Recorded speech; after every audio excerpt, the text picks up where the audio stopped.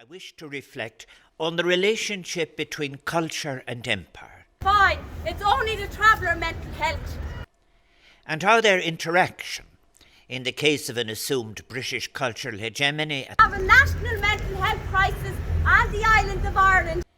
Generated versions of the Irish other that accommodated and rationalised violence. They are closing down mental health wards. Ongoing project that was one of replacing an inferior set of Irish cultural values with what were perceived to be a superior set of values worthy of an empire. It is important to acknowledge the suffering and hurt experienced by families and communities on both sides of the border.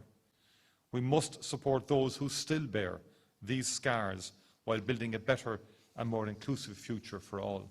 The shame that I feel as a senator sitting in that house is absolutely unbelievable. Were offered and consumed the experience of empire as a superiority. As we look back 100 years to our history, we must also look forward to our future together on this island. And yet, we are the most ill-treated people within Irish society. Enough is enough. It can be further argued then that among Western imperialism's most effective tools for domination of other cultures is cultural assumptions of superiority. 7 times more likely to die by suicide than people from the general population. Traveller women 6 times more likely to die by suicide. It is important to acknowledge the suffering and hurt experienced by families and communities on both sides of the border. We must support those who still bear these scars. It's so tough to be yourself and be a member of the traveller community.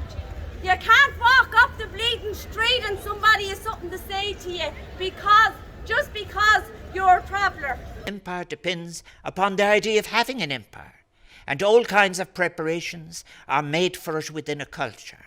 Then in turn, imperialism acquires a kind of coherence, a set of experiences, and a presence of ruler and rule. Between travellers and the wider society, and will create no new individual, no new constitutional or no new financial rights. Age of empire largely ended shortly after World War II, when most colonies gained independence.